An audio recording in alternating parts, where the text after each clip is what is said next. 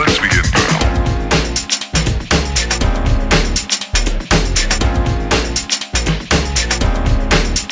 What?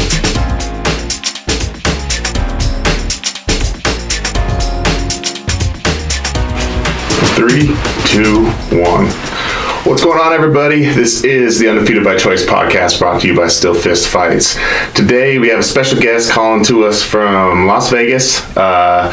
One half of this March 22nd's main event title bout, the champ, Cassius Clay Collard. How's it going, man? It's going great, man. Couldn't be better. Yeah? You feeling good? Ready for this fight? Yeah, probably. I'm probably more ready for this fight than I've ever been in my entire life. I love it. That's what I love to hear, man.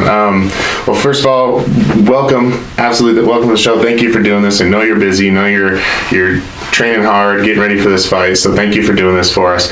Before I get into anything, I wanted to ask you: are you still?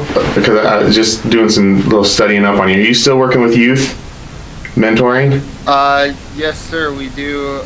So we moved to Vegas. And we actually brought some of the boys with us. So they live in the house with us, and we are like kind of parent mentors. Me and my coach and his family. Oh man, I love that.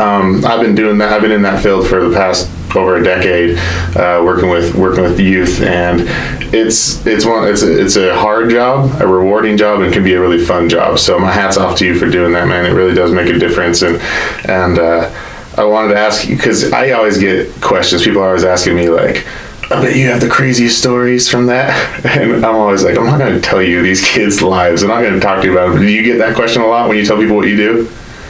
Yeah, every now and again, like, our boys are really good, man, so yeah, I don't have too many stories to tell. Yeah, I'm in the same boat. Like, our kids are really good. I mean, they're all really good kids, but I get that question all the time, like, oh, well, I bet you have the craziest stories. Along with that, like, with it being so rewarding, because you're out there to help these kids, you're out there to make their lives better, but what do you feel you get the most out of working with them? Honestly, it's just, it gives me a reason to set a good example, I made a lot of big lifestyle changes in the past few years, and just having them knowing they're watching, it just, it's a constant reminder for me to be a good example to, the youth and everybody around me. So. That's awesome, man. Well, again, I appreciate you doing it for the youth. I know how hard it can be. I know how fun it can be. So, keep it up. Keep doing it. Keep doing what you're doing. Keep being a good mentor. But let's get into the fight, man. This is probably one of the most anticipated fights in Utah history, I feel. I mean, everywhere I turn, I am talking to people who are excited for this fight and are going to come out for this fight. And Utah's been a pretty good state, has brought out some really good fighters that have made it to the highest levels. And I was want to ask you, how does it feel like you're still in it, but you're also considered one of those like great fighters that have come out of this state? How does it feel to be in that echelon with all those other fighters? I put the time and put the work in. I've been fighting my entire life, so I would be a little discouraged if I wasn't up there, Yeah. So honestly, I believe I'm one of the best fighters in the world. I got a great team and a great coach behind me, so I'm just ready to go out there and prove it. Yep. That's awesome, man. And I agree. Just from everybody I've talked to, and my first fight I saw you fight live was pretty recent. When I saw you fight live was when you fought. Now his name's slipping me. It was at SteelFist. Is when he won the belt. Which one? Carson Gray? Carson. Yeah, that was.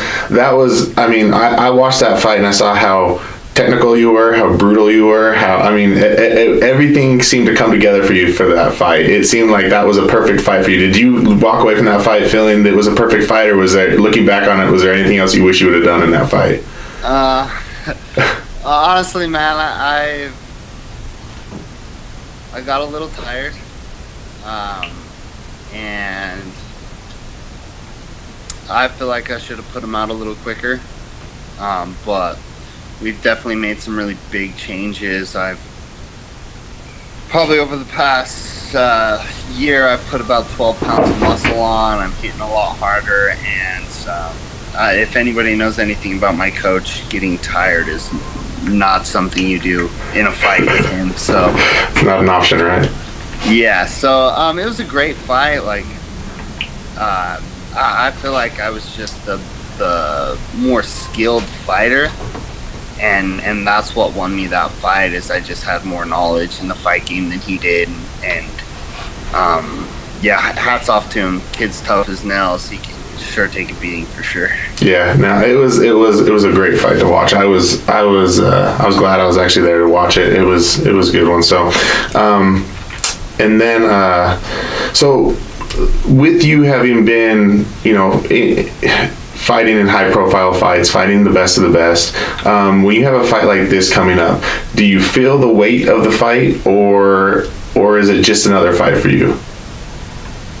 Honestly, I think if you're not a little nervous, something's wrong. Yeah. I feel like the nerves give you an edge, and I like to treat every fight as it's going to be my toughest one. Mm-hmm. In the past, I've looked past opponents and just thought they were going to be an easy win, and I've lost. So. Yeah, I'm fighting him like he's the number one guy in the world, and I feel like that's how you have to go into every fight. Yep, I agree. I think that's the right mindset to have it. You see too many fighters look over somebody, and then they just end up getting rocked or caught, or just the person outworks them. I mean, we saw that most recently with Usman and Woodley, where it just seems like Woodley kind of overlooked him, and then Usman just outworked him, and it was quite the grind. So yeah, it's I'd like to hear fighters saying their head's on straight and they're ready for it. When did you say? I'm sure when you first started there were a lot of nerves. You're saying you get a little nerves now, and that's how you know you're ready for a fight. When did you hit that switch from being super nervous to just, this is just a natural nerves and I'm all right with it? Honestly, man, I've been competing in combat sports since I was 6 years old. So I feel like I got a lot of those out when I was younger. Yeah. I started boxing when I was about 10, wrestling when I was 6. So, I had over 100 fights before I ever even, started MMA. So I feel like that helped me a lot. But definitely it was about 5-6 fights in before you get really comfortable in dealing with the nerves. No matter what, you get nervous. Yeah. How you deal with them changes. Did you have the nickname Cassius back when you were 6? No. My first fight nickname, my boss gave me. After my first MMA fight, I knocked the guy out in 12 seconds. So my boss started calling me Blackout. So it was Clay Blackout Collard. But after a while, I started fighting for Showdown, and they just didn't really like the nickname. And so I said, there's only one other name that you'll go with? Yeah, and that's where Cassius came from. Yeah, I like it. It's one of the better ones. I mean, it fits perfectly. Your name's Clay, so it's one of the better ones. So on the topic of high profile fights, when someone looks you up, they can come across some videos of you fighting some real legends, like Clay Guida, Conor McGregor, and Bruce Lee. Do you know what I'm referring to? Yes, sir. That's the video game. Did you upload those? No, those are all fans. Those are all fans? Well, I have to say, I watched the one where you fought Bruce Lee, and you held your own against him. He caught you there. He caught you in the. If I was behind the paddle, he would. Well, that's what I was wondering, if you were the one, because you mentioned you were playing Grand Theft Auto, so I thought maybe you were a gamer and you were recording yourself in the fights. But then once I saw that you lost, I thought maybe he's not putting his own. I'm really good at that game, so if anybody wants to take a shot at me, just go ahead and give me a call. We'll link up. Do you have a gamer tag you want to throw out there, see if anyone can find you online? Yeah, it's Cassius CC3. There you go. If anybody you want to fight Cassius and not actually get hit by him, you can still get beat by him.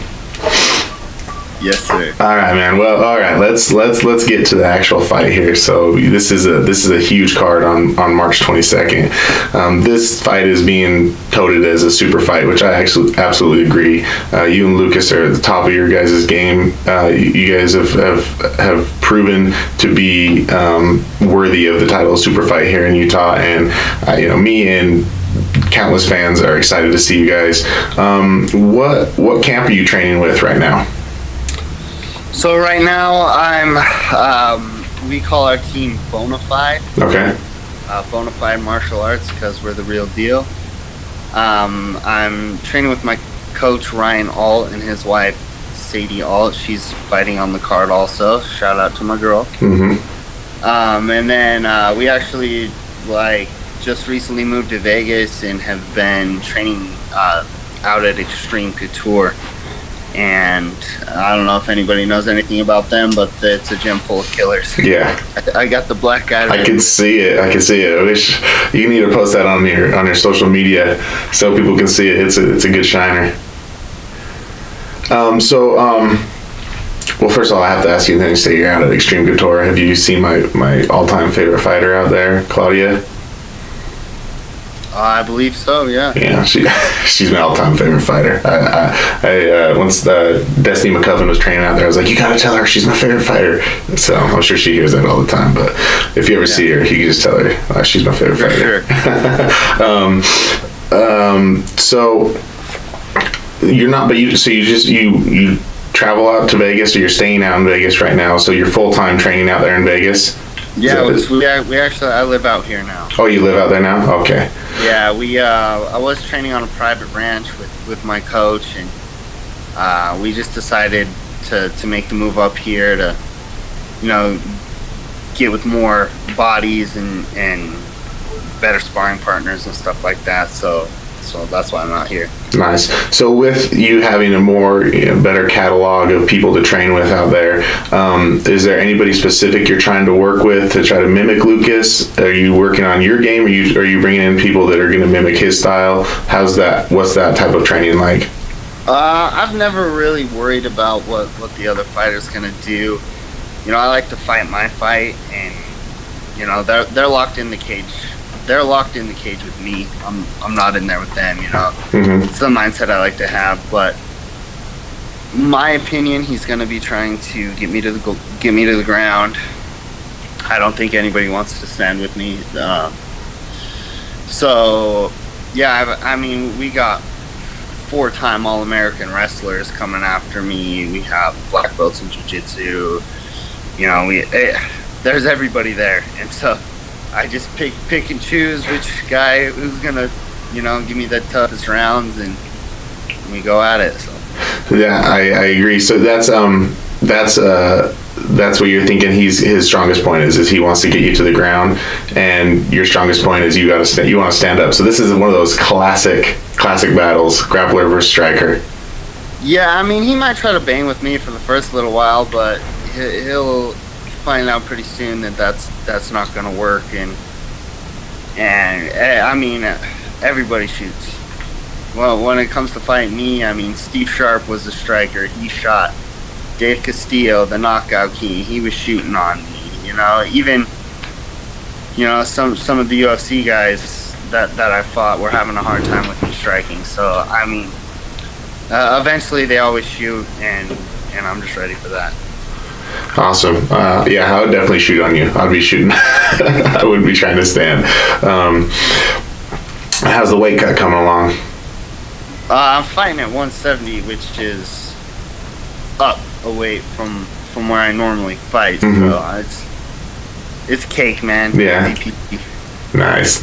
What are your preparations when you are doing a weight cut? When you are having to deal with it, what do you start right when camp starts? Are you trying to maintain a weight the entire time so you don't have to do too much, or how do you plan a weight cut normally? Honestly, I just listen to my coach. The guy's a genius. He knows my body so well that he can guess how much I weigh on any given day, pretty much. So I just, he's got a brain full of wisdom, and I take it and use it to my advantage for sure. So yeah, I just listen to him and eat what he tells me to eat and we get on weight every time. Nice. And how long have you been with him? So I worked with him a little bit a year ago, and then or 2 years ago, and then he moved, and I've been with him about a year now again. So Nice. So in that short time, you guys have built up a pretty good bond. You being able to just trust him like that. yeah, he's family, man. That's awesome, man. That's cool. And is it Ryan? Yeah, Ryan Alt. Nice. He fought on SteelFist 1. Oh, really? He wants to know. Look him up, SteelFist 1. Ryan Alt. Yeah, he's been the main one I've been communicating with. I really like him. He's a good guy. So, yeah, that's cool. So you see yourself winning this fight. How's it gonna end? How do you picture it finishing? Yeah, I mean, it's gonna be fisticuffs, bro. I'm gonna throw the hands until either the bell rings or he stops moving. So all right. my plan. Okay. And then after that, you got plans for what's next, who's next, where you're going, what you're doing? Yeah, we actually already have another fight scheduled. Like I think 3-4 weeks after. Oh wow! At 170 again? No, 155. So right after this fight, I'm gonna actually start cutting down. But yeah, we're fighting out here in Vegas with the Final Fight Championship. Nice. Cool, man. Well, I wish you the best of luck.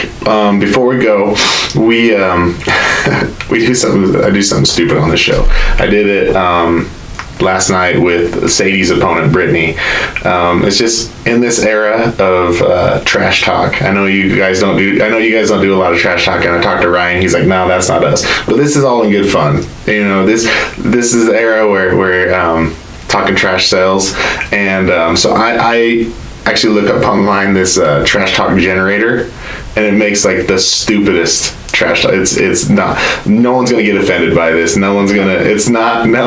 If Lucas gets offended by it, you know, he can punch you. I don't know. Like I'm gonna have Sadie do it for Brittany. I had Brittany do it for Sadie. It's just something I do. So if you want to do this trash talk generator, we'll get you on it. Go for it. Okay. All right. So let me find it real quick. So what I'm going to do is I'm going to tell it to you, what the trash talk is, and then I'll just cut it out so it'll look like you just said it, just off, or it looks like they won't hear it before you say it.